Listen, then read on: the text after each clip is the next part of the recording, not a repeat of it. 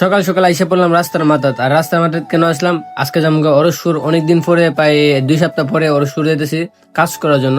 আর অরসপুর কোথায় যাচ্ছি কাজ করার জন্য অবশ্যই পুরোটা ভিডিও দেখলে বুঝতে পারবেন। এখন আমি আমার ভাগ্য ভালো আজকে যে বিষয়টা আইসা কোনো জাম টম পাইছি না।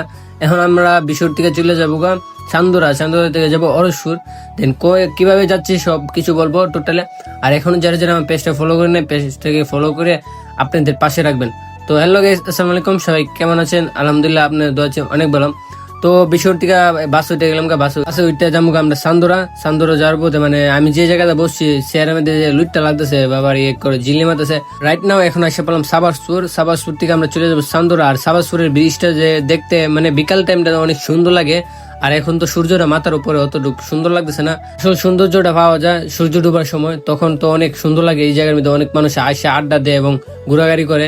আর এখন আমরা চলে যাবো চান্দুরা থেকে যাবো অরসপুর কোন জায়গায় যাচ্ছি সবকিছু নিয়ে আজকে ভিডিওতে তুলে ধরবো। এখন আমরা এসে বললাম চান্দুরা এসে আমি এখন চলে যাবো সিঞ্জির জন্য, মানে একটা 5 জেট ভাড়া করে নিতে হবে। আমি যেতে হবে অরসপুর, মানে দেওয়ানবাজারে যেতে হবে। দেন দেওয়ানবাজার থেকে আমরা আবার আরেক জায়গায় যাবো, সবকিছু বলবো।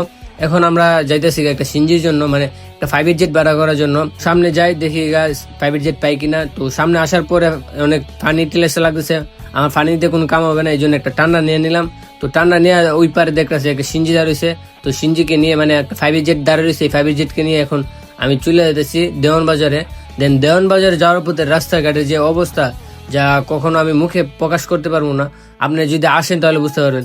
এই যে দেখেন রাস্তা, মানে ফুরাটা ধরতে গেলে রাস্তায় অর্ধেক ঢুকে গেছে, আরো মতন গাদা দেখা দেয়, উঠতে পারতেছে না, মানে এত পরিমাণ